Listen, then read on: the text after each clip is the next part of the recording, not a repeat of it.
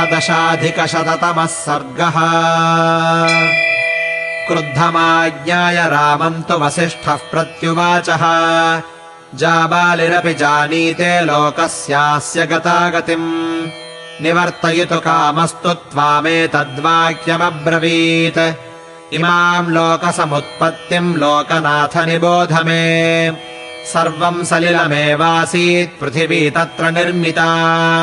ततः समभवद्ब्रह्मा स्वयम्भूर्दैवतैः सह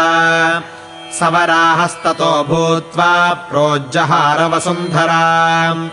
असृजच्च जगत्सर्वम् सह पुत्रैः कृतात्मभिः आकाशप्रभवो ब्रह्मा शाश्वतो नित्य अव्ययः तस्मान्मरीचिः सञ्जज्ञे मरीचेः कश्यपः सुतः विवस्वान् कश्यपाज्जज्ञे मनुर्वैवस्वतः स्वयम् स तु प्रजापतिः पूर्वमिक्ष्वाकुस्तु मनोः सुतः यस्येयम् प्रथमम् दत्ता समृद्धा मनुनामही तमिक्ष्वाकुमयोऽध्यायाम् राजानम् विद्धिपूर्वकम् इक्ष्वाकोऽस्तु सुतः श्रीमान् कुक्षिरित्येव विश्रुतः कुक्षेरथात्मजो वीरो विकुक्षिरुदपद्यत विकुक्षेऽस्तु महातेजा बाणः पुत्रः प्रतापवान्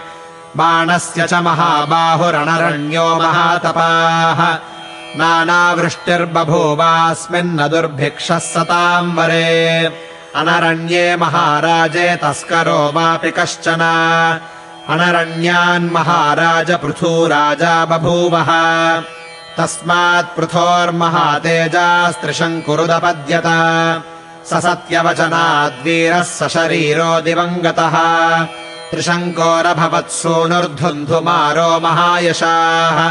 धुन्धुमारान् महातेजा युवनाश्वो व्यजायत युवनाश्वसुतः श्रीमान् मान्धाता समपद्यत मान्धातुस्तु महातेजाः सुसन्धिरुदपद्यत सुसन्धेरपि पुत्रौ द्वौ ध्रुवसन्धिः प्रसेनजित्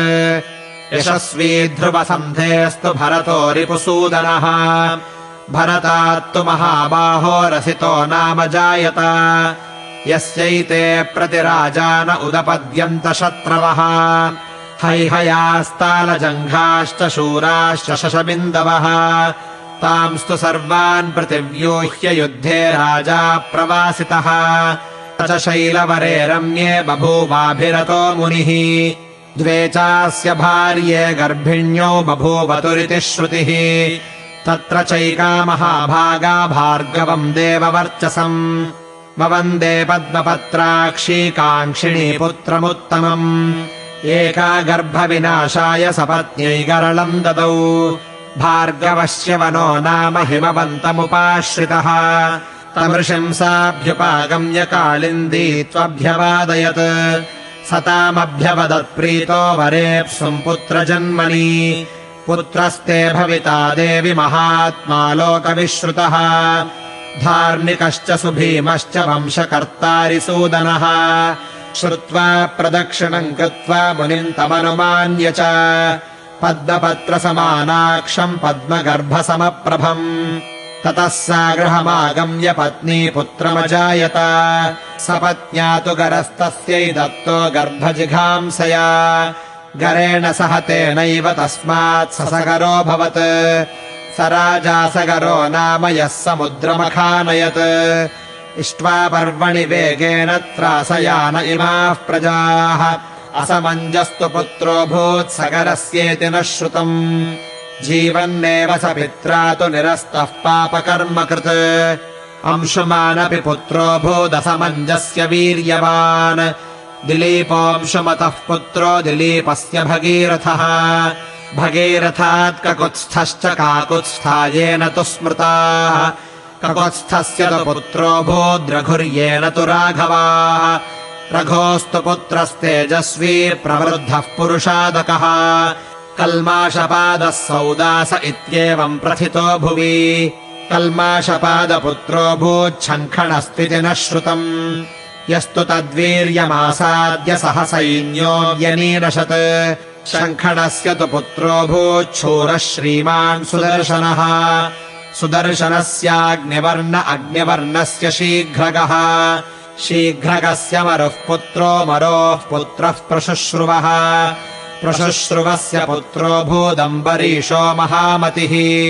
अम्बरीशस्य पुत्रो भूर्नहुषः सत्यविक्रमः नहुषस्य च नाभागः पुत्रः परमधार्मिकः अजश्च सुव्रतश्चैव नाभागस्य सुताबुभौ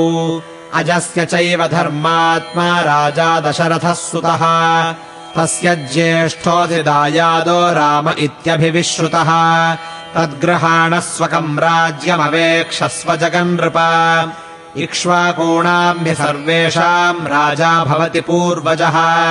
पूर्वजेनावरः पुत्रो ज्येष्ठो राजाभिषिच्यते